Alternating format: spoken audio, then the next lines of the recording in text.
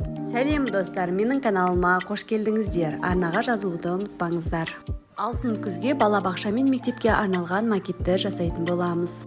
Мен бұл үйімнің атын ауылдағы үй деп атадым. Керекті заттар: шөптер, жапырақтар, қайшы, жануарлардың макеттері, тастар, құм және ыстық клей, сонымен қатар шпажка қағаз керек болады. Кардон қағазымен астыңғы және үйді жасайтын боламын. Ең алдымен үйімізді жасап бастаймыз. 11-11 сантиметр екі қағазды қиып аламыз. Бұл үйдің жаны, және 17-11 сантиметр бұл үйіміздің алдыңғы және артыңғы бөліктері. 11 сантиметр 25 сантиметр бұл біздің үйіміздің шатыры. Мен үйдің есігін қиып, қалғандарын, терезелерін бояй салдым. Және үйдің сыртқы бөлігінде маркер арқылы бояп қойдым. Енді ыстық клейдің көмегімен үйімізді жабыстырып бастаймыз.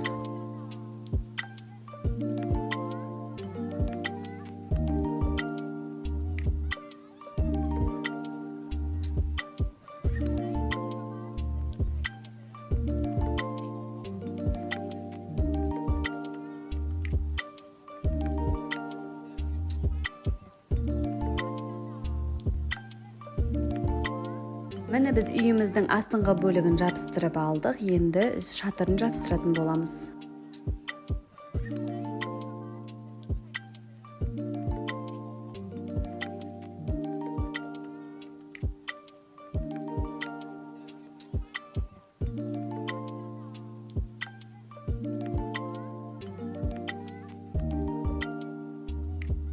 Үйіміздің шатырының жарты ашық тұрған бөлігін осылай картон қағазбен клейтетіп алдым бірінші.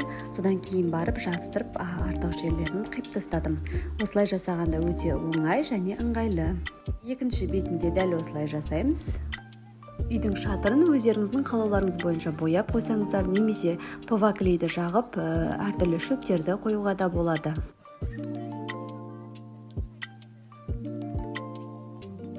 Астыңғы бөлігіне жақсылап қатты қылып алған кардонға үйімді ыстық клеймен жабыстыратын боламын.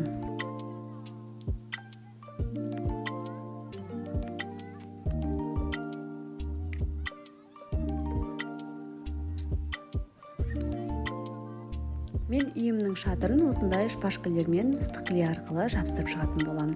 Егер сіздерде бұндай ағаштар болмаса, орнына басқа да заттарды қоюға болады. Осы ағаштың көмегімен және кардонды қию арқылы жан-жағына қоршауды жасадым. Және жарты бөлігіне мал қорамен бау-бақшаны жасап қойдым. Барлығын клеймен жақсылап қатырып алып жүрген кезде ұшып түсіп кетпейтіндей қылып жасау керек.